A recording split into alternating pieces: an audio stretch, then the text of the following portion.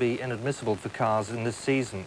And Senna says the cars are very fast and difficult to drive. It's going to be a season with lots of accidents, and I'll risk saying we'll be lucky if something really serious doesn't happen. This surely, I mean, very early days to see what caused this accident, but they're going to have to look at this ruling, aren't they? Well, I shake my head in disbelief that the most experienced driver on the circuit at a level of unsurpassed excellence, that nobody takes any notice of what he's saying. I mean, he's the victim of his own foresight. He knew that this could happen. The cars are just too fast they have to be in total control. They're very difficult to drive, even with this onboard computer, which was fundamental to the way the cars were driven. The active suspension that it had read how the car was going into a corner at such a speed, and they needed these electronics to help them guide them around these corners at such fast speeds. It's quite incredible. Coming only 24 hours after the death of Roland Ratzenberger on the same track, what's going to happen now? Well, they have now got to do something. It's Formula One's worst nightmare. I mean, it's got to be one of the worst weekends in Formula One history.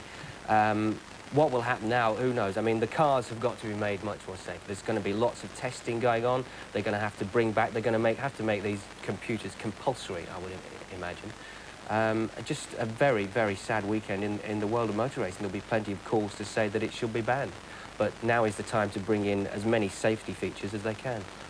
Finally, a word about Ayrton Senna. He did great things for motor racing, didn't he? Great things, I mean, he's a national hero in Brazil. I mean, alongside Pelé, you know, they worshipped him, and Brazilians everywhere now are in mourning. I mean, he lit up their lives, and great sadness everywhere, I imagine.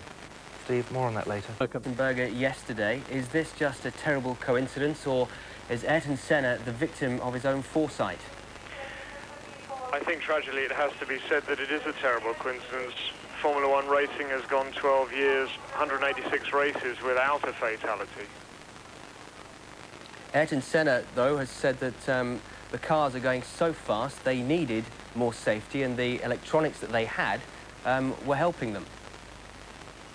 Well, I think what we've got to do here is look really at the advice of the experts, the engineers, those people who design and build the cars, and basically their feeling is that that's exactly the reverse. They feel that the cars actually are safer this season. There is less to go wrong on the cars. Ayrton Senna was a bit of an expert himself, though, wasn't he?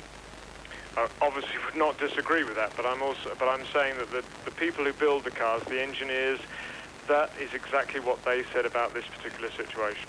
So, some people have been saying, including many of Ayrton Senna's fans, that these changes were made to make the sport more exciting because the big guns were dominating McLaren and Williams, and these were needed because they wanted to put the pressure more on the drivers than on the cars.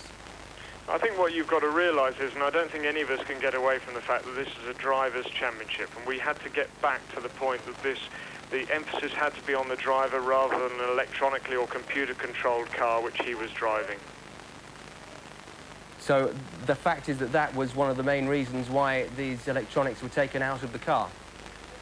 As I've said, the electronics, or the driver aids as we so called them, were actually taken out of the car to bring the championship much more back to a driver's championship. It's obviously had tragic consequences. What about the safety of the tracks as well? Well, every track on the World Championship calendar obviously is inspected, and the standard of the tracks that we race on, the 16 tracks that we race on, are to the highest standards.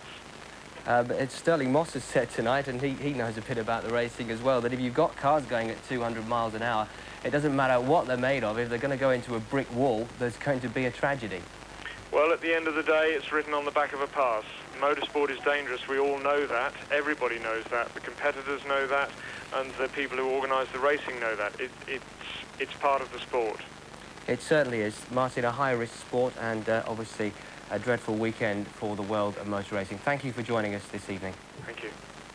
Well, the race was restarted some 40 minutes after the accident, but reduced to 58 laps. It provided Michael Schumacher with his third win in a row. Not that he was particularly happy about that. His fifth victory of his career confirmed his position as the clear leader of the Drivers' Championship, but after Senna's crash, there was little for the winning Benetton team to celebrate. Schumacher simply said that he hoped lessons from Imola would be learned and put into practice The Italian Nicola Larini in a Ferrari was second, Mika Hakkinen in the McLaren third, and Devon Hill finished fifth.